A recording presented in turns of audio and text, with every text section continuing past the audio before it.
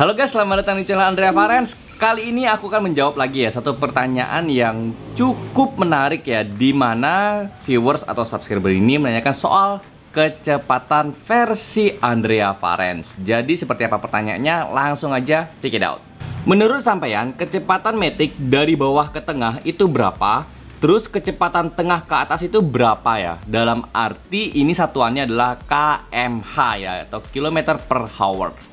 Jadi aku akan coba menjawab versiku sendiri ya, bukan versi Google, bukan versi orang lain. Ini murni dari pendapatku pribadi ya, karena aku juga sehari-hari menggunakan Matic. Kalian pasti tahu bahwa Maticku adalah NMAX dan aku pakai itu setiap hari ya. Dan ini berdasarkan juga dari kotaku ya, dari provinsiku yaitu Denpasar, Bali. Jadi langsung aja aku jawabin pertanyaan dari subscriber yang mantap ini.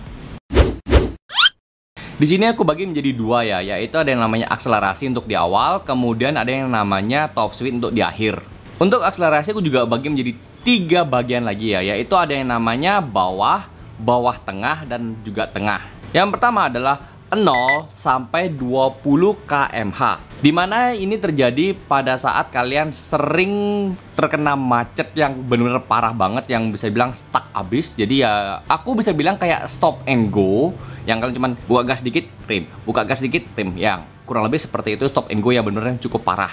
Kemudian juga jalanan yang kecil ya, atau gang itu kan ya, nah, mungkin kalian bisa ngebut di sana, atau mungkin jalan pedesaan yang ya kecil lah intinya, yang nggak memungkinkan untuk kalian ngebut. Lalu juga ada yang namanya jalanan yang terjal ya, atau tanjakan yang terjal, yang ya bisa dibilang kayak off-road. Kemudian juga medan yang berbatu atau bergelombang ya, itu biasanya 0 sampai 20 ya. Untuk bawah dan tengah ya itu kurang lebih dari 20 sampai 40 kmh.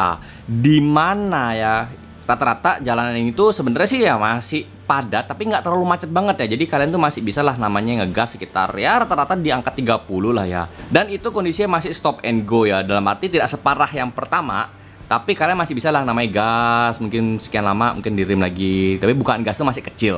Kemudian juga ini biasanya terjadi pada jalanan yang cukup tanjakan, tapi ya masih halus lah ya, jalanan itu aspal dan tidak bergelombang, dan itu masih naik ya.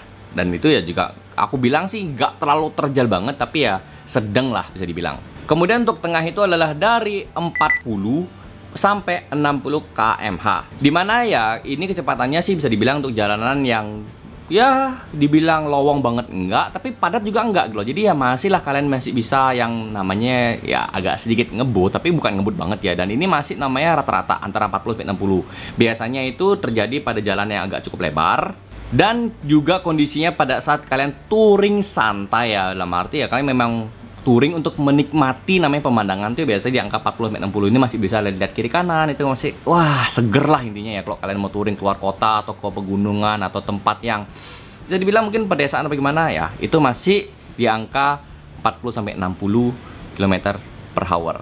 Untuk kondisi tanjakan ya kurang lebih sih ya tanjakan, cuman nggak terlalu miring ya, dalam arti juga nggak sedang banget. Pokoknya yang masih ada jalan naekan, tapi masih yang ya tanjakannya itu gak se-ekstrim yang pertama dan yang kedua.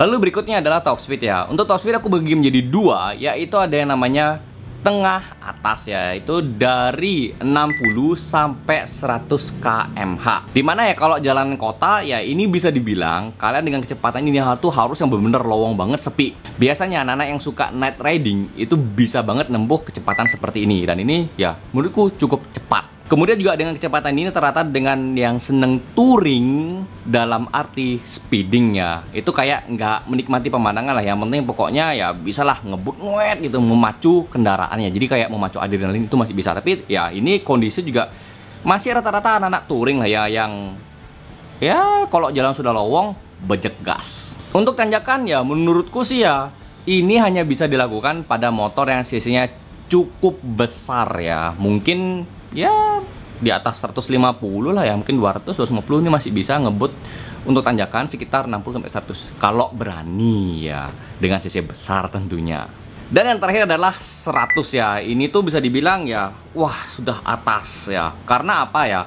Kalau sudah melebihi 100 itu aku sudah bilang adalah atas atau top speed ya, dimana kecepatan itu sebenarnya sudah tidak terhingga ya. Kalian mau ngebut sampai 150, kayak kalian mau ngebut sampai 200, 250, 300, 350, itu terserah kalian.